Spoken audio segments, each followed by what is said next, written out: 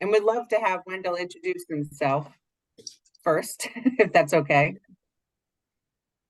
Yeah, so here I am, Wendell Stallings. I've been with Ameritas for 6 years in a role of a sales director with our advanced planning department.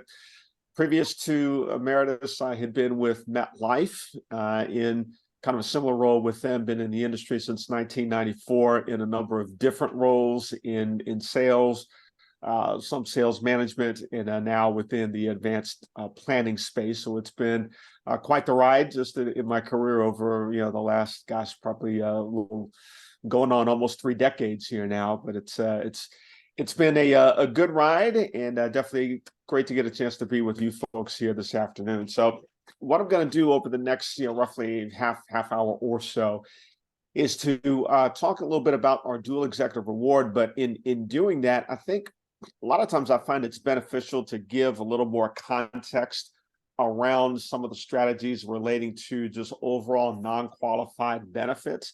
Because when we talk about dual executive reward, really what we're talking about is a golden handcuff strategy. When we talk about executive benefits, we talk about business owners wanting to incentivize those key people that are involved in the business that are largely responsible for the success of the business, for its profitability. And it can really have a negative, detrimental effect on a business if you have those key people leave. There's oftentimes, when you have key people leave, there's a leadership vacuum that's there. Sometimes it can create issues from a morale standpoint to the business. Sometimes it can create issues as far as how creditors look at a business, in addition to just the upheaval sometimes that can create within the business operations itself. So it's very much to a business's advantage to maintain and to keep those key people that are so instrumental in the business's success, to keep them in service with the business as opposed to having them leave to potentially another competitor or otherwise. So when we talk about golden handcuffs, really in many respects, we are talking about non-qualified benefits. And these are specific benefit packages or options that allow a business owner to target specific people that they're looking to incentivize, as opposed to when we're talking about just general qualified plans. Those are plans that have to be provided across the board to all the rank and file employees. So non-qualified benefits, again, we're talking about a business owner targeting specific people that they want to offer an extra benefit to keep them in service. Now, a lot of times for us, specifically on our end of the business here, and obviously being an insurance company, a lot of these non-qualified benefits that we will talk about are strategies that incorporate life insurance in the context of the overall strategy. And sometimes for people, it can leave them scratching their head a little bit as far as trying to figure out, okay, well, we're talking about some type of a golden handcuff, a reason for me to stay in service with this business. Why are we talking about life insurance with this? And there's a specific reason for that. I'm going to get into that as we talk about these non-qualified benefits that lead up to the dual executive reward. But the reason I'm going to go into some of these other benefits is when we talk about dual executive reward, in many respects, it is a harmonization of what we call Section 162 bonus plans and non-qualified deferred compensation plans. It really takes the primary benefits of those two types of plans, while at the same time minimizing the drawbacks of them. And so to the extent that you have a little bit of an understanding of 162 bonus plans, non-qualified deferred compensation, it will give you the overall broader context to understand the benefits specifically with the dual executive reward. So we're going to go into that, talk about the dual executive reward, and then give you a chance to ask specific questions that you might have. Now, when we talk about this whole idea of incorporation of life insurance into these plans, talked about before, a lot of times for folks, they can think about life insurance and they can be somewhat puzzled as far as why we would want to incorporate life insurance in any type of a golden handcuff strategy. One of the key or the primary reasons is that it allows for a person, when they're looking at the overall makeup of their retirement assets, the structures that they use to be able to set aside money for retirement. Typically, we're talking about some type of a taxable instrument, whether it might be money that they have in a CD, it could be a money market account, it could be investment real estate. These are specific assets where there is a tax liability incurred every year. So every year there is some type of taxable income, whether it's interest income, whether it's in the case of real estate investments, if it's rental income, that has to be recognized as income and taxes paid on that on a year-over-year basis. So those are your taxable instruments. You've also got tax deferred instruments, which these are commonly known if you've got a 401k or some other type of qualified plan, an annuity, the like. These are tax deferred instruments that allow for the accumulation in the values of those assets without a person having to pay tax year over year. What oftentimes is neglected is that third bucket, which is kind of at the top of the triangle that you see on the slide, which is the tax exempt or tax-free bucket. And these primarily are assets such as Roth IRAs, municipal bonds, and permanent cash value life insurance. Now, why would it be important to have assets in that third bucket? What this does, when you have a source of income that you can draw from without having to worry about taxation, it just provides for a greater degree of latitude when it comes to planning retirement income distribution. A lot of times when we talk about retirement, typically it's easy to talk about kind of going up the mountain and the accumulation of the assets and the planning that takes place, whether it's money I'm going to put in my brokerage account and I'm investing in different stocks or bonds or mutual funds or the like, or just other structures that are similar to that on the accumulation side. But oftentimes there's not as much attention that's paid on strategies to help a person maximize their retirement income when they're at the point where they're retiring or they have retired, and now they're beginning to draw down assets, and now they're distributing the income from those vehicles that they've accumulated over time. And so having money in that tax-exempt or tax-free bucket gives a whole lot more latitude in planning how to be able to maximize the distribution of that income. Permanent cash value life insurance is one of the best vehicles that allows you to be able to do that. You've got muni bonds. We've been in a rising interest rate environment. As interest rates go up, the value of the bonds goes down. So if they're going to redeem those bonds at some point and not let those go all the way out to maturity in a rising interest rate environment, you're not going to get as much back. So there's a principal risk. Roth IRAs, lots of times if a person makes too much money, if they have too much modified adjusted gross income, they get phased out. They're not going to be able to contribute as they would with other types of vehicles. Permanent cash value life insurance doesn't have those concerns. So that's one of the reasons why we see life insurance included in these types of plans. Also, the fact that with permanent cash value life insurance, in situations where the business owns the policy, there's no specific taxation on the annual growth of the cash values of the policy. And also that those life insurance policies with the death benefits, if you have an employee that dies early before the service period elapses, there's additional benefits that can be used for the business owner and also for that key employee's beneficiaries. So with 162 plans, these are just rudimentary, just run-of-the-mill, what we call executive bonus plans. When they're incorporated with life insurance, all that means is that the business is going to be paying the premiums on a life insurance policy that key employee owns, and there are certain tax advantages in doing that. Because those premiums are considered to be basically bonus compensation, the business is able to take a tax deduction on the specific premium dollars that it pays. The key employee is able to recognize those dollars as taxable income and correspondingly pay the tax.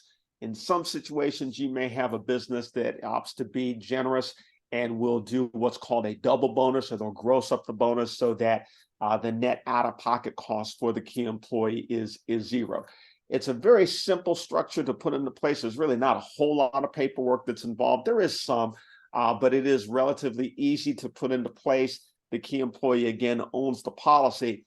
The main drawback in this is that with the key employee owning the policy, if they just pick up and decide to leave and they leave service, there's really not much recourse that the business owner has.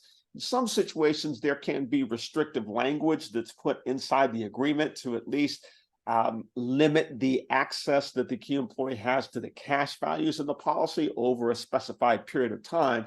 But the policy is the employees, and they can, just pick up and leave. If they get an offer from another employer, they can say, hey, see you later. I got the policy. I've got the money that, Mr. Employer, you've put into it, and now I can go off to serve another employer. Now, in addition to 162 bonus plans, we also have non-qualified deferred compensation. This is a little bit different in that it provides a stronger connection and a tie as a golden handcuff.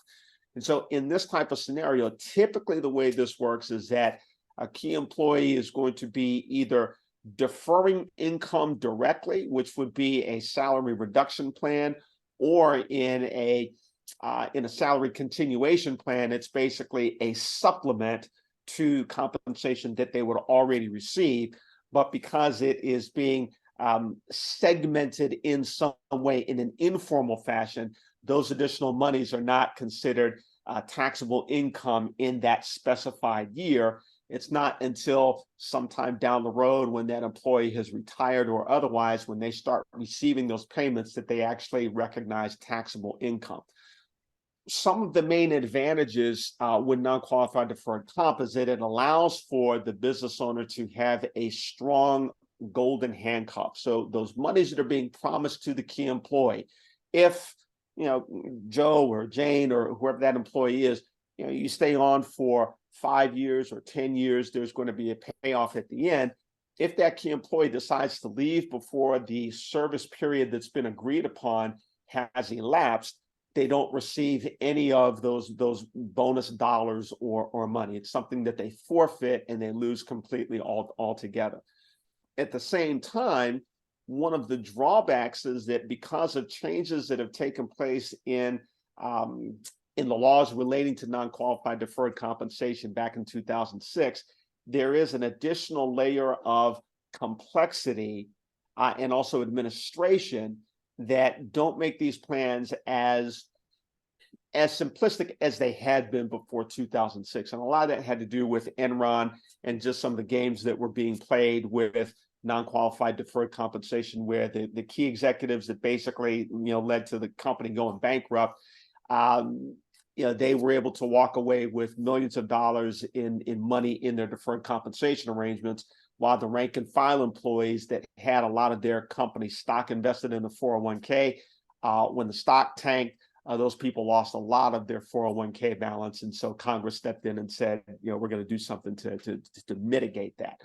So you have, on the one hand, Section 162 bonus plans with their advantages and drawbacks. You have, on the other hand, non-qualified deferred compensation plans with their advantages and drawbacks. And so, you can kind of look at the landscape and see if there was a way to be able to harmonize those two, to be able to create a golden handcuff that is a solid golden handcuff that provides a robust tie for that key employee to the business, but at the same time was relatively simple to install and to implement. That really gets to the heart of the dual executive reward and really what constitutes that. And so we'll go into and talk a little bit about the dual executive reward. But before I do that, I am going to talk for just a minute about split dollar life insurance, only because that is a component of the dual executive reward, just to help you to be able to understand that dual executive reward more specifically. Split dollar life insurance, this is one of those things where sometimes when people hear split dollar, their eyes will gloss over and think, okay, well, what in the world is this? And I don't want you to get faked out by all the technical lingo with this. In very simple terms, when we talk about split dollar life insurance, it's not a type of policy. What it is, though, it is a way to be able to fund life insurance where we are looking to, in an employer-employee relationship, we're looking to the party that has the deeper pockets to pay for the life insurance premiums, the benefits of which are divided and split between the employer and the employee. So in a typical employer-employee relationship, the business is going to have the deeper pockets. And so we want the business to pay for the life insurance premiums. That's really all that we're talking about in the split dollar arrangement. So the business is going to pay the premiums in that life insurance policy. Depending on who owns the policy, the IRS categorizes the arrangement in different ways. So in the dual executive reward arrangement, the business is going to be the party that owns the life insurance contract. As a result, those premium dollars that are being paid by the business are basically viewed as an additional benefit, if you will, that is being provided by the business to the key employee. And as a result, the pure amount of insurance, the net amount at risk, if you will, is viewed as an economic benefit. And the one-year term cost of that, that key employee does have to recognize as income. There are other types of arrangements. If the key employee were to own the policy, it's categorized differently. For the purposes of our discussion today, we're not going to get into that, but just know that split dollar life insurance is a component of the dual executive reward. Now, let's go and talk specifically about dual executive reward and really what this constitutes. Really what we're talking about here, again, is a golden handcuff arrangement, and it's comprised of two specific agreements. The first agreement is just a regular, what we call a state bonus. So let's say that, I'll just pick on Sharon here. Let's say Sharon and I are in business. Let's say I'm working for Sharon. Sharon is the big boss, and I'm working for her. Sharon comes to me and says, "Hey, Wendell, I love the work that you do in our business. You're a valued member of our executive team, and here's what I'd like to do. If you are willing to stay on board with me in the business here for the next 10 years, at the end of that 10 years, I'm going to pay you a large bonus. I'm going to pay you a bonus of $500,000. That's if I stay on for 10 years. Now, I could look at that and think, wow, that sounds pretty good. I know if I stay on for another 10 years, in addition to whatever income that I've made over that time, whatever savings that I've accumulated, I know that I'm going to get an additional $500,000 at the end of that time. That sounds pretty good. Now, what that will do is a couple things. One, it shows goodwill from Sharon to me as a key employee. But one of the other things that it also does is it helps to put off any potential poachers who may want to come and offer me a position to woo me away from Sharon. Because here's the thing, if somebody's going to try to make an offer to me to jump ship and to leave Sharon, and I know that there's $500,000 that I'm leaving on the table, you better believe I'm going to do my best to negotiate an additional $500,000 from whoever may be a potential suitor. That probably is not going to be an amount of money that they have in their budget. Or if they want me badly enough, they certainly can pony up the extra $500,000, and maybe that will cause me to leave. But at the very least, it is a situation that will cause a potential suitor as an employer to pause and say, okay, how much do I really want this person if it's going to cost me another $500,000 to be able to win their services? Now, maybe the business in their budget, maybe they feel like, okay, 500,000 may be a lot to pony up down the line. Maybe it's 250 or whatever amount that they agree upon that's going to be enough of an incentive for that key employee to say, you know what, this makes it worth my while to stay in service and to stay here for the long haul. Obviously, the 500,000 isn't going to be accumulated in one fell swoop. You were talking about something that's going to be generated over time. But there's a calculus as far as, okay, well, if this person were to leave, how much is that going to cost my business in potential lost revenue, in potential, whatever, in terms of, just the overall cost to my business. So again, that's a number that's got to be determined by the business owner in concert with the key employee. But the idea is that there is just a plain stay bonus. If I stay on for 10 years with Sharon, I know I've got that pot of gold waiting for me at the end of the rainbow. If I leave, let's say I don't stay on for the whole 10 years, guess what I get? I get a goose egg. I don't get anything. So I've got to remain for the entirety of that specified service period. Now, maybe it might just be 5 years, maybe it's 10 years. And that, again, that's a negotiable time frame. But whatever that time frame is, I have to stay in service for the duration of that time to be able to receive the bonus that I'm being promised at the end of that time period. So that's the first component. The second component is that split dollar agreement with the life insurance that I mentioned in the previous slide. So the two really work in tandem. You've got the bonus agreement. In our example here, Sharon's offered me $500,000 if I stay on for the next 10 years. In conjunction with that, Sharon is going to purchase a life insurance policy on my life, or Sharon's business is going to purchase life insurance coverage on my life. The business is going to own the policy so that if I pass on early before that 10 years is up, then what happens is the death proceeds that come into the business are actually going to be divided. They're going to be split. Some of the death benefit is going to come into the business to remunerate the business for my loss, for losing me as an employee. And also some of that death benefit is also going to come to my beneficiaries as a death benefit to help take care of my family. And so that is a benefit that can really be something that would be an advantage on both sides. Now, there's more to the dual executive award because there are some additional steps that I want to outline for you here now. And I've just talked about this here as far as the death benefit. It gets split between the employer and the executive so that if I die early, part of the death proceeds go to Sharon's business as the employer. Part of it comes to my beneficiaries. And those death proceeds are income tax free.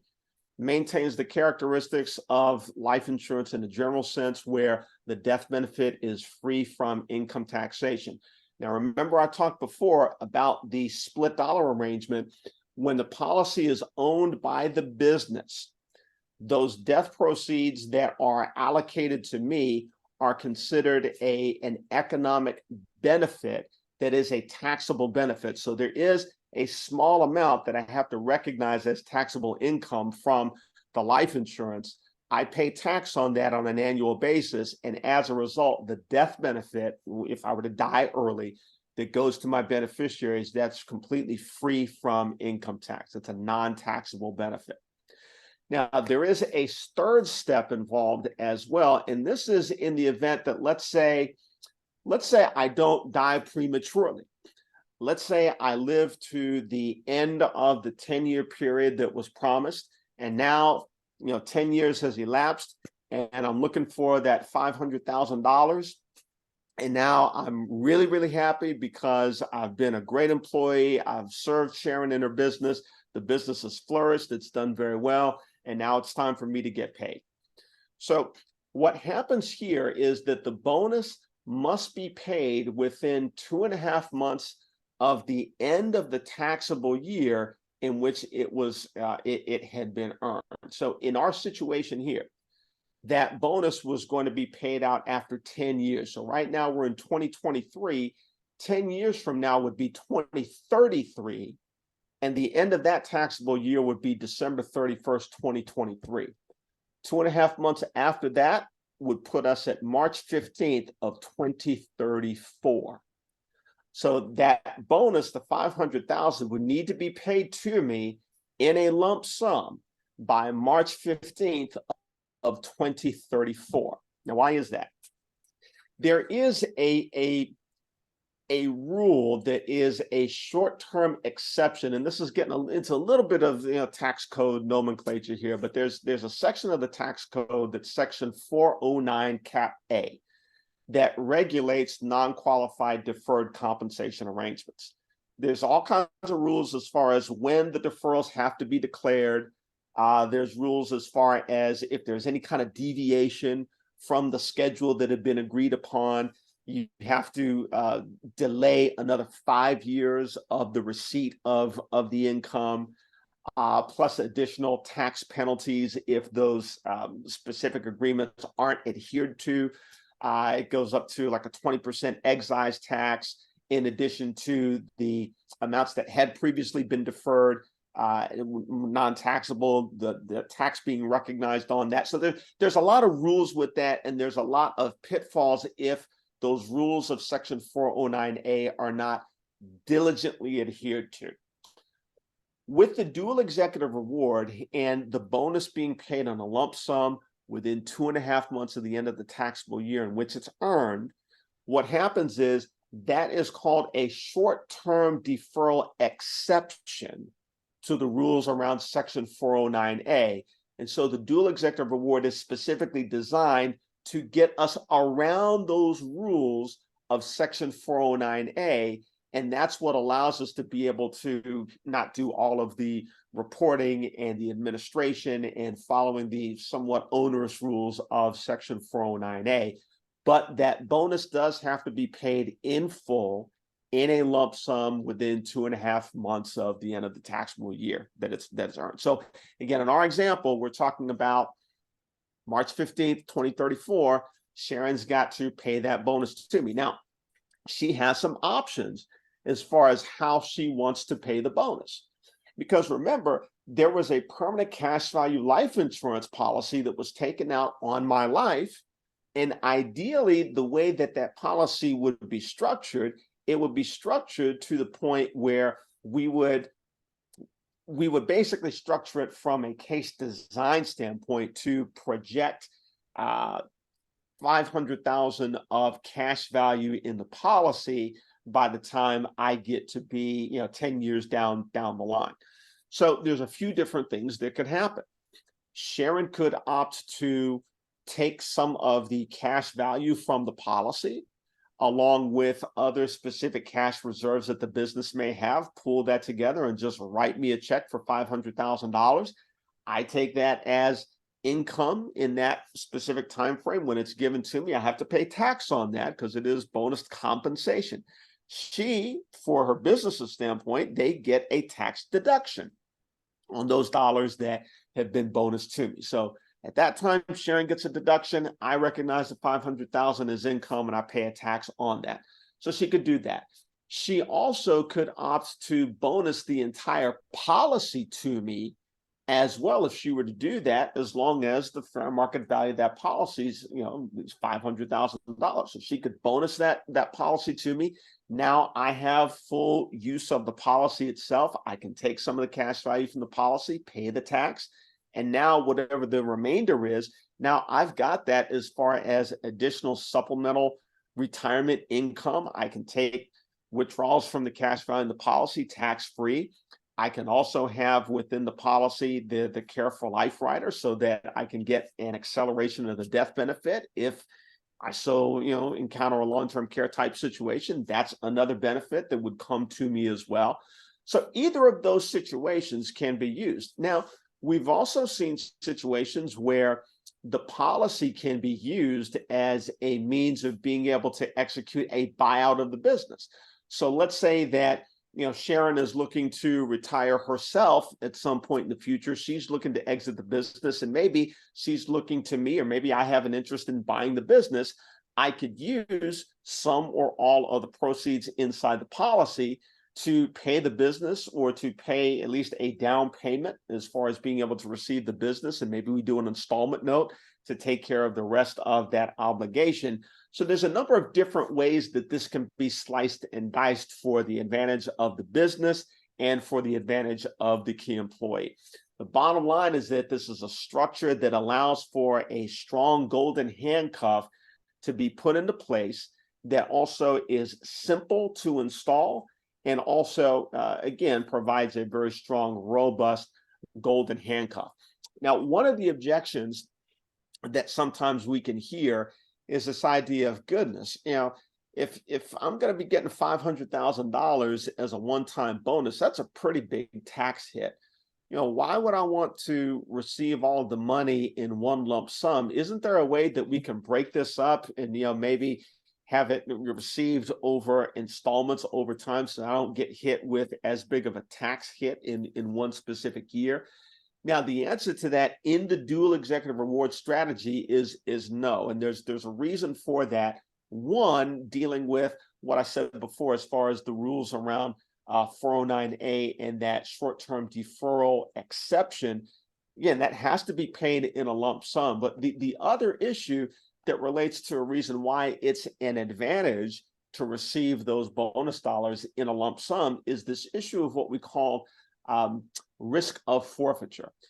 In any type of a deferred compensation arrangement, in order to have the monies that are supposedly deferred, in this situation informally, in order for those monies to not be attributed as taxable income in a given year, there has to be what's called a risk of forfeiture. If those monies have been segregated, they've been set aside, there's maybe a vesting schedule that's in place where that money is assured to be paid to you, the IRS says you have what's called constructive receipt. And that means that even though you don't have the money in your hands, from the IRS's standpoint, they say, well, you've got the money because it's being set aside for you and you know you're not going to lose it. So as a result, we're going to assess you a tax. We're going to say that this is taxable income recognized currently, even though you don't have the money in your hands, and you're going to have to pay tax on that. So to avoid that situation, you have to have what's called a risk of forfeiture, meaning that you could possibly lose the money. And this has happened in situations in the past. One of the most notable examples in recent history is Westinghouse. Westinghouse was a big power company. They started to construct some nuclear power plants. I believe it was in South Carolina.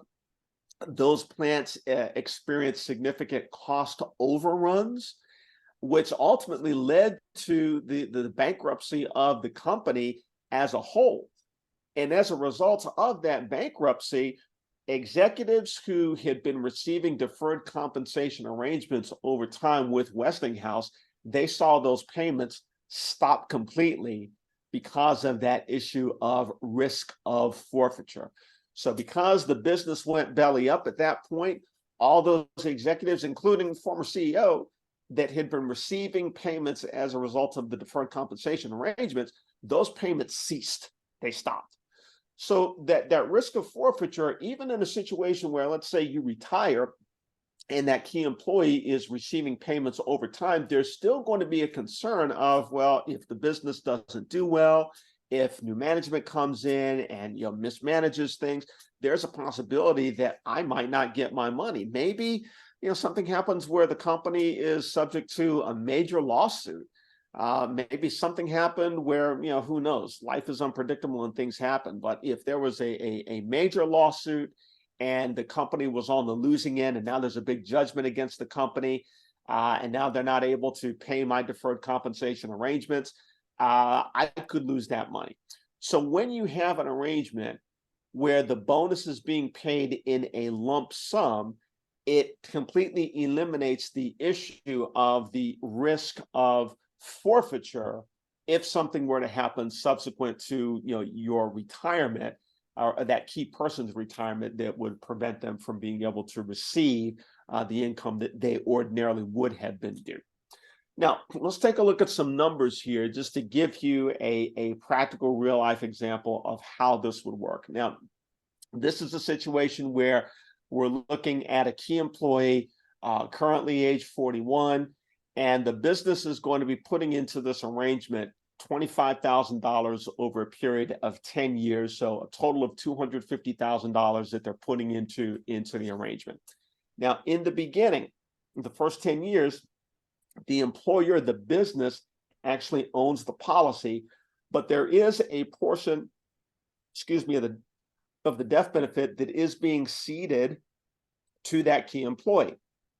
In most situations, typically what you see is that the employer would be entitled to either the greater of the cash value in the policy or the sum of the premiums that had been paid, the greater of the two. So in the early years, typically the greater of the two is going to be the sum of the premiums that have been paid. But at some point, there's a crossover where the cash values begin to grow beyond the sum of the premiums that the business has put into the policy. And then at that point, their share would be specifically the policy's cash value. So in those 10 years, at the end of year 10, the employer's share of the death benefit is a little bit under $300,000. And for the key employee, it would be a little over $400,000, in that 10-year time frame. Once 10 years has elapsed and the policy, the ownership of the policy reverts to the key employee. So this means that the policy is going to be bonused to the key employee. And then as a result, they pretty much take those dollars and use them for their own individual purposes. There's a tax obligation that's the $83,000 here in year 11. And then again, they take the difference and they're able to utilize that for their own benefit and for their personal purposes going forward. So with that, I think I'm going to go ahead and stop because it looks like we're getting a little bit 40 past the hour here. So I want to make sure that if there's any questions that you have, you can ask those and then continuing to additional business that you have together. I'll stop here. Any questions on the dual executive reward?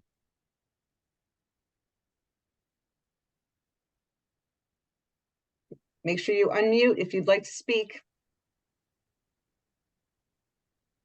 All right, that was such a rousing explication of the strategy that it left them speechless. All right, so I guess I'll ask one question. Karen has something. Sure. Yes. How long has this been around? I didn't even know about this, to be honest. How long has this been around? Yeah, this has been one of our Ameritas, what we call one of our complete solutions. We've had this strategy that we've been promoting, I would say, it's been at least 5 years. I'd say probably more than that because I've been with Ameritas for 6 years. And so I believe we had this actually at MetLife when I was there with the gentleman who had headed the department there, who eventually came to Ameritas. One of the things is MetLife, it was going through some changes and transition, so they really didn't adopt it in the way that we had envisioned. And so when we brought the same strategy to Ameritas, it was heartily embraced. And so I believe they've had this from the time that I've been with the company, which has been 6 years. So I would say at least in the 6-year time frame that we've had this. What happens a lot of times, though, is that people will see this and maybe they've heard it, but it's easy for it to go over folks' heads. And sometimes it takes kind of hearing a message or hearing about a strategy multiple times before it really sinks in that, wow, okay, we actually have this as something that's available. So yeah, this has been around for a little bit. But if you have a situation that you'd like to get more information or you'd like to kind of see numbers on a particular client that you think this may be a fit for, what I would say is just contact us within advanced planning. We're happy to go through the nuts and bolts of this and run a projection on your particular client to see how feasible this may be for you. Okay, thank you. Absolutely. And also, if you don't know, if you go into Producer Workbench and type in dual executive reward, you'll see a bunch of information that you can use to help further educate yourself. And there's also tools to give the client. So client flyers, there's a white paper, there's sales primers for you, the agent, to help, help bring about this conversation with someone. So, and even everything that you need to help, get information from them and get it to the advanced planning team so they can do a proposal for you. Yeah. We've even got a client approved video. It's a short video. I think it's about 2 minutes, but it just goes through very briefly the strategy and the key advantages. And that's something that you can use as a conversation starter as well. All right. Well, thank you so much, Wendell. If there's no other questions on that, we will let you enjoy a few minutes of your time to catch up on other things, I guess. Charles, was there anything else that you had for Wendell while he's here? No, that was excellent. You know, that actually ties in. That's actually a perfect alley-oop for what I wanted to talk about, Wendell. You have the concepts, and one of the tools that I use for technology is really how do you come up with the proper amount of life insurance, which I think you know, that's very important. I could tell you, I started selling these dual executive rewards plans a few years ago, and like Sharon said, how long has this been around? There's accountants I talk to that they say, well, and they don't believe me, and then you give them the IRC section where they can look it up. You know, Ameritas also has flyers that you can send, you know, to the account. That's the first place they go to, is the accountant, and ask them about it, right? Mhm. And see there. So that I don't really have anything else. I guess I can go into the technology if anybody else doesn't have any questions. All All right, Well, and I'll thanks, go ahead Wendell. and I'll sign off here for now. So Yeah, thanks, everybody. thank you so much. Have a wonderful day. All right, Take thank care. you, All thank you right. so much. Yeah, all right. So I don't know if you guys know about this tool. I use this quite a bit with clients, and it's a free resource, and it's available, and it's very easy to use, that clients can actually you know, clients, very easy to use for clients. And this is really people say, how much life I need, you know, they need life insurance, but really, how much life insurance, you know, do the clients need, right? So the first part of the program, and they actually have different calculators on here, and they have it in Spanish as well. They have the disability needs, right? And this is if they have videos on here, right? So the first thing is, how much annual income would you like to provide, right? So following Wendell's presentation, and you know, after you unpacked all of that, let's say that executive makes $150,000 a year, right? You know, you could put that in there, because this is something, if that executive were to pass, you know, you want to be able to continue the income, right? So we'll just put $150,000 of income, right? Then the next question is, well, how long should that income be provided? Right. And I heard in the presentation, I heard 10 years, right? So this is what this program will calculate. And we used to do this back in the day. We call it the back of the napkin concept, or on a yellow pad, but now they have this technology that'll actually, you know, crunch the numbers for you in a very professional way. So let's say that we want to continue the income for the next 10 years, right? So we're going to have 150,000 continued for the next 10 years. The next screen is, well, how much debt would they like to pay off, right? Now the debts, and it tell you, consider things like the outstanding mortgage, if they have any student loans, any credit card balances, any car loans, right? I was just looking at houses, you know, in New York, actually in Pelham Gardens, where I'm at in the Bronx. Houses are 800 to 900,000. I don't know about the, you know, the rest of the country, but let's say, for example, let's just use 550,000 as a benchmark, right? So we're gonna replace the client's income, 150,000 for 10 years. We're also going to pay off the mortgage. And if they had any credit card balances, any car loans, you can actually include that in this figure here, right? But we'll just use 550,000 as a benchmark, right? So the next question is, would they like to provide childcare? Right, because if they want childcare, this can include like private schools or a daycare. For the most part, I don't know, in our community, we don't really have I don't know, certain parts of Long Island maybe, but the clients that we run to, they typically say no for this, because they have grandparents, or they have family members that, if an emergency like this would happen. But if they wasn't sure how much it costs, you can actually click. They have a link here where you can click to tell you how much it would be in the neighborhood, right? So the next question is a big part, but how much would the children require for college funding? And I can tell you, college is not cheap. I have a 17-year-old now, and I can't believe we're looking at colleges next year.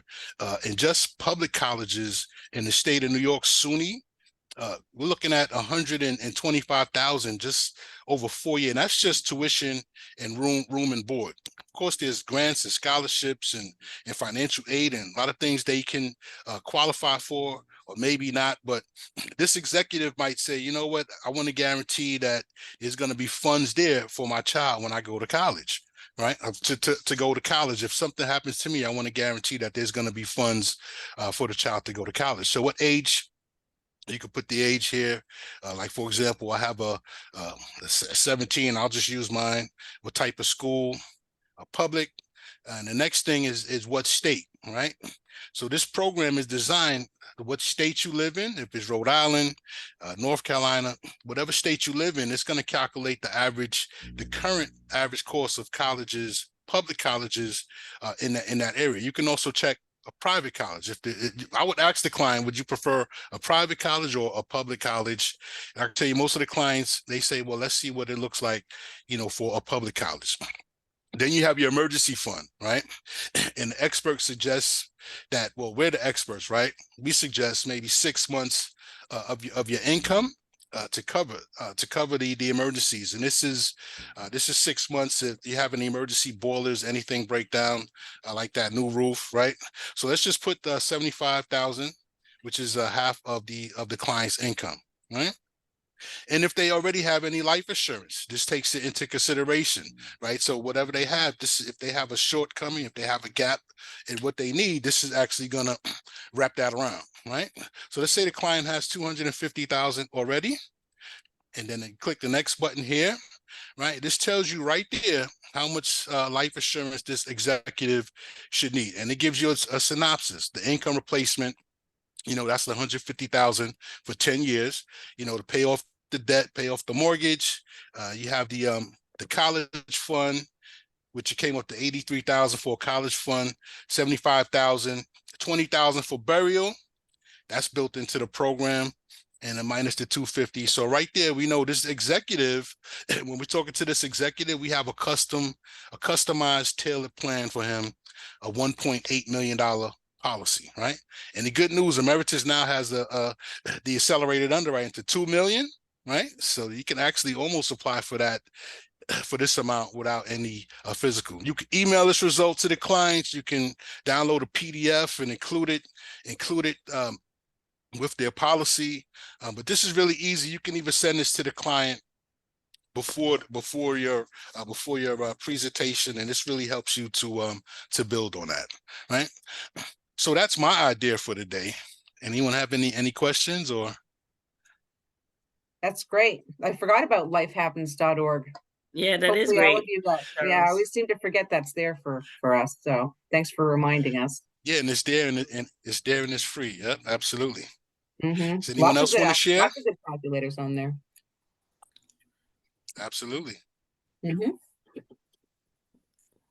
I'm gonna have to implement that too. Any other technology best practices that people are using? Yeah, I guess I'll share. Let me see if I can find it.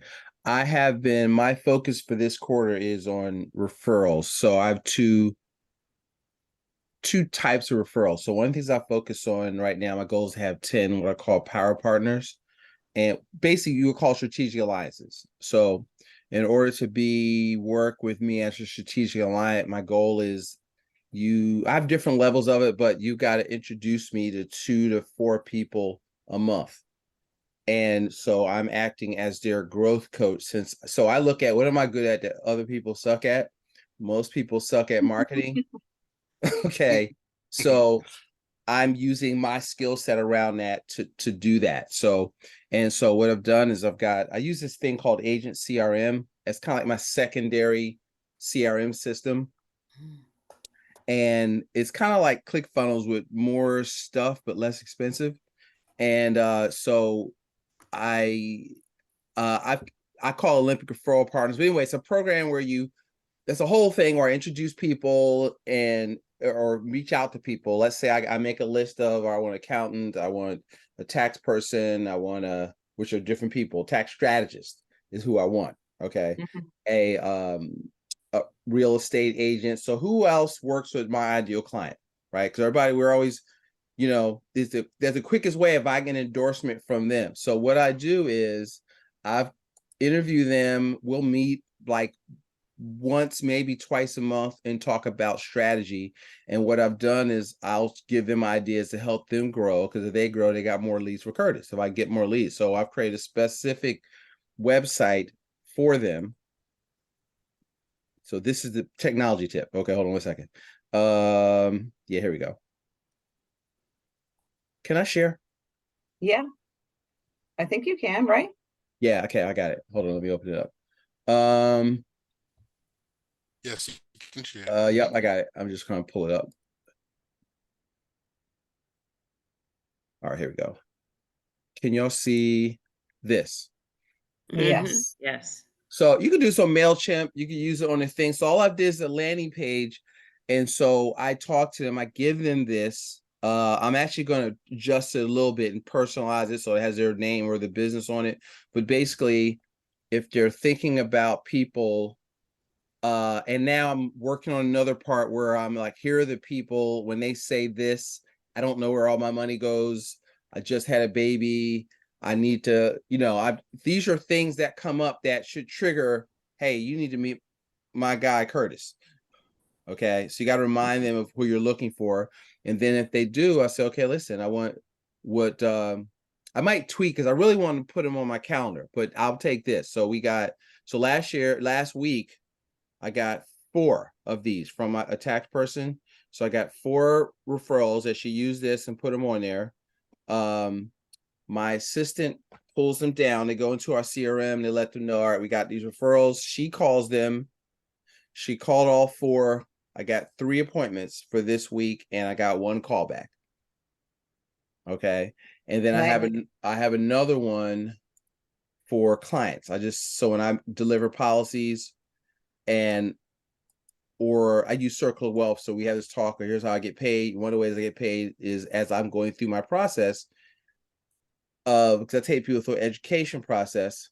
You're probably thinking of people that need to see me. Oh yeah. Okay. Well, I've made that very easy. Am I still sharing? Yeah. Yeah. This is the referral site for clients. And the same thing. They go into a CRM.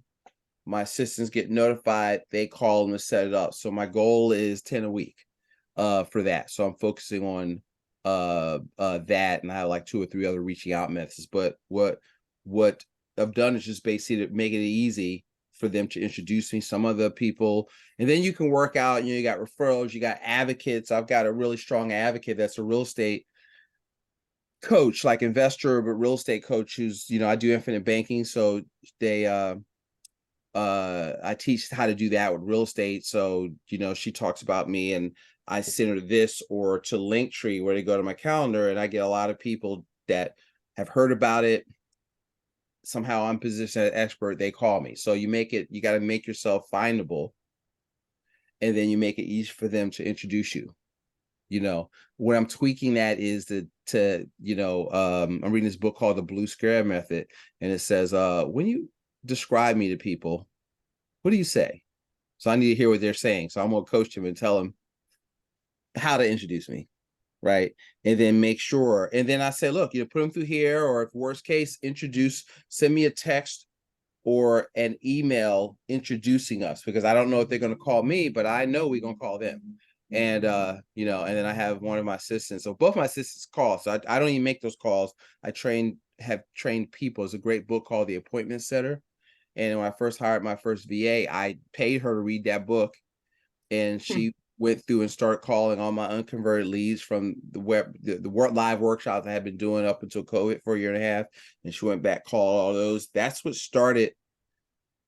basically got me to the green jacket. Okay. Just ramping up my activity, and then not, I'm going to a client's house. I did go last week, so I'll take that back. But I haven't been to a client's house in like 10 years. So I don't go see people. So I literally just boom, boom, boom, boom, boom, all through Zoom, see people so I can squeeze more time in. And then I'm just trying to work at different sections of my business referrals.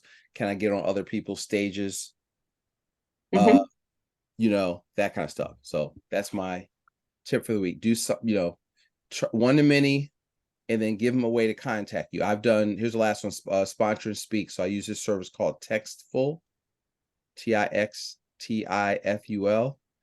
And I was speaking at a real estate one of my clients had me come speak at this thing, but really not speak because I didn't have a chance to do a talk. She said, listen, I want you to come.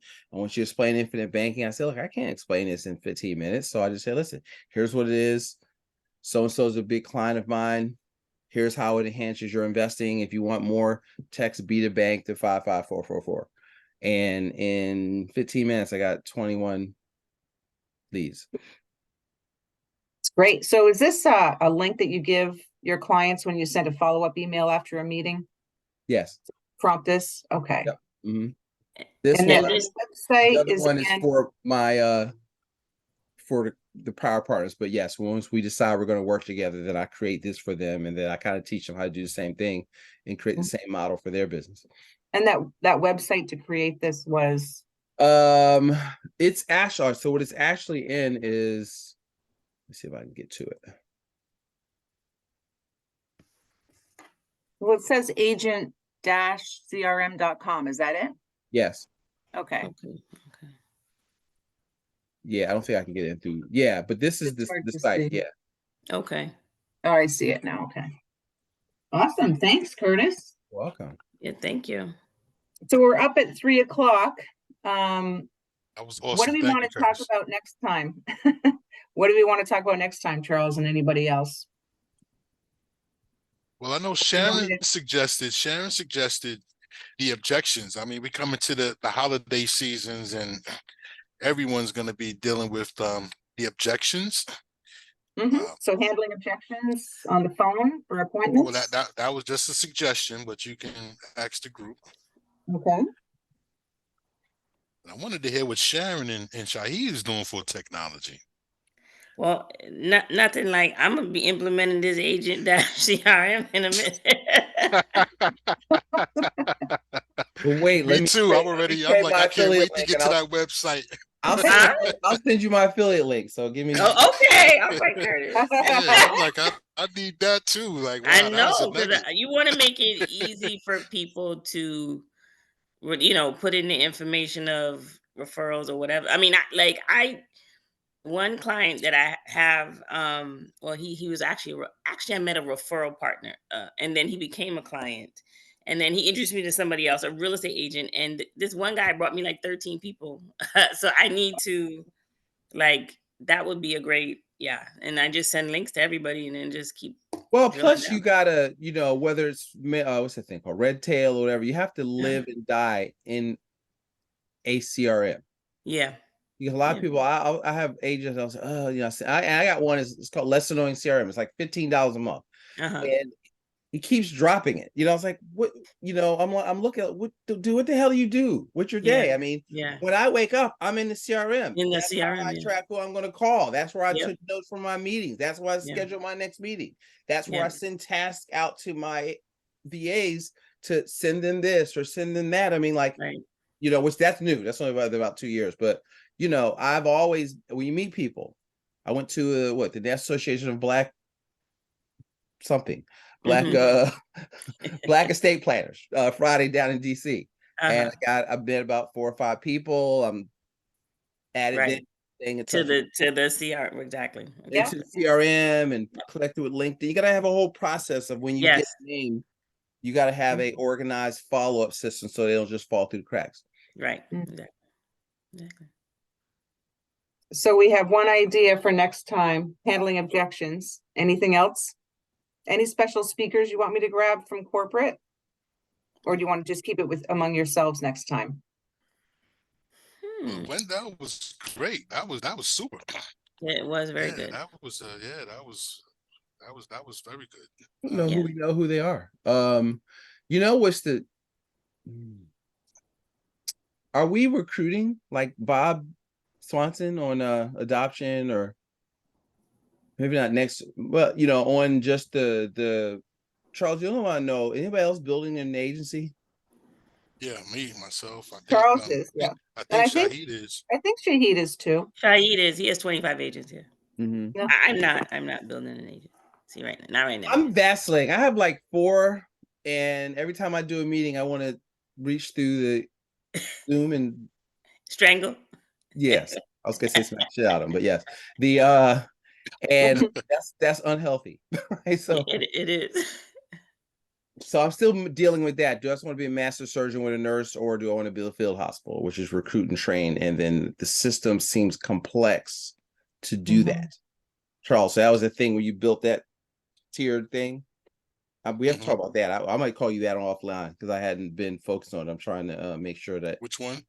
The one where you said you built the tiered recruiting thing, where it was a level 2-level thing where they could override. Oh yeah, the comp. Yeah, the comp. With the comp. Yeah, we can I talk about don't that offline. Yeah. see how to do that with the Oh, yeah. system.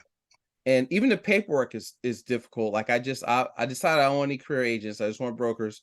And but I just got my the VA to create a DocuSign with the app on it, so I could just send it to them and get it done a little bit faster and not miss stuff, and just trying to treat it like it was a life app. Because if I got paid on it, I recruit more, but that's not immediate. So so there's only one I know that knows that a little bit about that stuff is Bob Swanson, to go back to your original question, Liz. So you're thinking that a topic might be around recruiting and the resources to help along? Interesting topic for me and Charles. And if you have that situation, it's interesting. Objections is good. I don't read marketing to the fluent, and you will stop getting the see me after the holiday objection. I haven't gotten that objection in 5 years. Read what? Marketing to the Affluent by Dan. Okay. Okay. Because you got to get past they got to get between paying their premium and paying for Christmas. I also want to get deeper into that this infinite banking concept, because we have some agents I talk to that use the whole life, with the additional rider, and then we have agents that prefer to use the IUL. You can use either or. It just depends. Actually, I'm very adamant about this part. You can't use either or. If you're using IUL, you're not doing IBC. So you can say there's agents that say if you're not using whole life, you're not doing IBC. Well, Nelson's Ness but I think this is this would be a great topic. Yeah, it's a great topic. It's I learned it from the founder. So he says don't use universal life. I'll listen to him. So I guess we can do that, Liz. We can talk the objections and then go into IBC. Well, yeah, because I don't think objections will be a whole hour. We can do like 2 topics. And I can share some stuff that I've learned in the past around objections too, from being a planner. At Ameritas, we had to learn script after script, and they're burned in my brain. So I'll chime in for that piece next time. But I don't have a speaker for IBC, so is that going to be something that Curtis wants to volunteer to do a presentation on? Yeah, that'd be great. Unless, Curtis, you know of someone at corporate that would be good to speak to this. I don't think we have one. I mean, Kyle, I've dealt with him. I'm gonna stop recording in advanced now. solutions to help design a couple